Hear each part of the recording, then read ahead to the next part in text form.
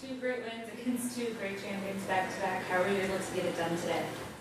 Yeah, it was another really difficult match and a tough matchup to play Vika. She's such a great champion as well, like won all the tournaments, won slams. So I knew I had to be really on my game and I didn't have much time to turn around. So a big focus was just, getting ready for this morning. And yeah, I'm obviously pleased with how I played today and how I stayed really focused.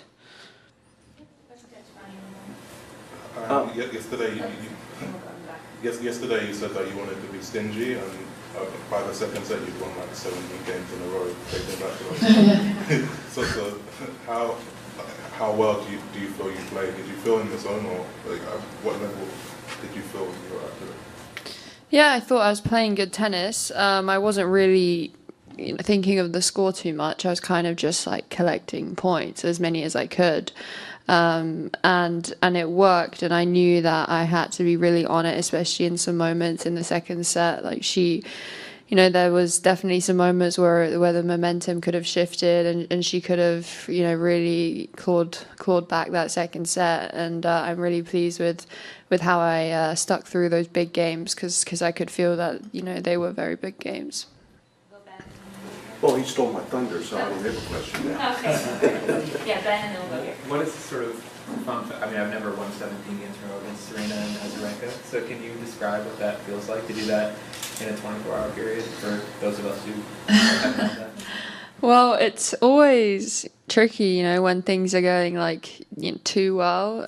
When you win too many games in a row, you feel like something could easily just go wrong, and then it's even tougher if you're down from that situation. So I kind of just reminded myself, like in the second set especially, you're a set and 4-1 up here, like the pressure's on her to kind of get back in, and I just really focused on holding serve, and especially that last service game, because I think that towards the end she was hitting some really big balls and really tough rallies.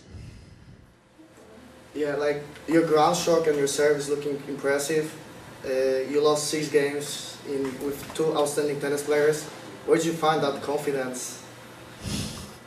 I think that it's when you're playing 2 great champions again, you feel like it's just great to share the court with them, and you take whatever lessons, and you just really cherish the opportunity when you're playing such great players. So I knew I had to be on my game, but I kind of also backed myself in my own game. Like, I think that starting the point is obviously really important against both of them, because Vika's got incredible returns and Serena is probably the best serve in the game. So I just had to focus on what I could control, and in the points you can't think about who's on the other end of the court. You just got to play the ball. You talked on the court again about not wanting to be too high or too low. Was there a particular, moment or conversation or whatever that kind of brought you to that conclusion, that that's how you want to kind of conduct yourself? No, I mean, I think I've tried a lot of things, and this year I think some matches, I've lost a lot of matches from leading situations and probably just played too tense, and I think that I just need to swing, and I just said that these 2 tournaments, this tournament especially, I'm just going to swing freely and take that and see what happens. Curious what your sort of match fitness level feels like if you feel like you're playing, you've got enough, I guess even looking at New York, honestly, if you feel like you have enough prep for that event already, or if you still want more, and obviously if I want to win this tournament while you're here.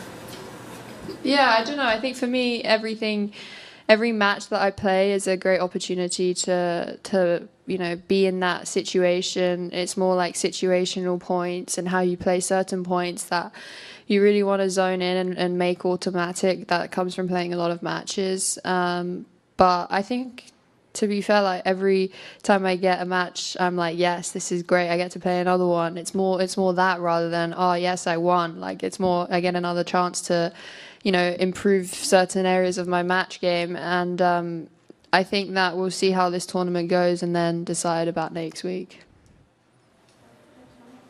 You play Pegula next. Just curious what you know about her, given that she's a top 10 player and improved a lot recently. Yeah, she had a great week last week in Toronto, and she's in the top 10. She's playing good tennis for sure, so it's going to be another difficult match for me. And playing here, I think that, you know, the crowd are going to be supporting her, but you know, I experienced that last night with Serena, and I don't think, you know, with Serena it's going to get much more like so I'm prepared for that. I know it's coming, and yeah, I just again got to play the ball. What are the sort of, what does your phone look like after beating Serena? Like, what are the sort of messages that you got? Yeah, a lot of messages, a lot, but I couldn't reply or go through all of them. Yeah, I always feel a bit bad, but yeah, you just gotta, I'm trying to just stay really focused, and that definitely helped. I didn't open many messages last night, this morning, just a few people, and I haven't really looked at my phone. An hour later, like right before I came in, I needed to call my physio, and I just like saw the messages, didn't open them. I was like, you know, I just gotta focus. Isn't like you'll do maybe when the tournament ends, like whenever your tournament ends, like you'll let yourself soak in that backlog? Yeah, I mean, normally what happens is it just kind of goes to the bottom, and then I forget about the message.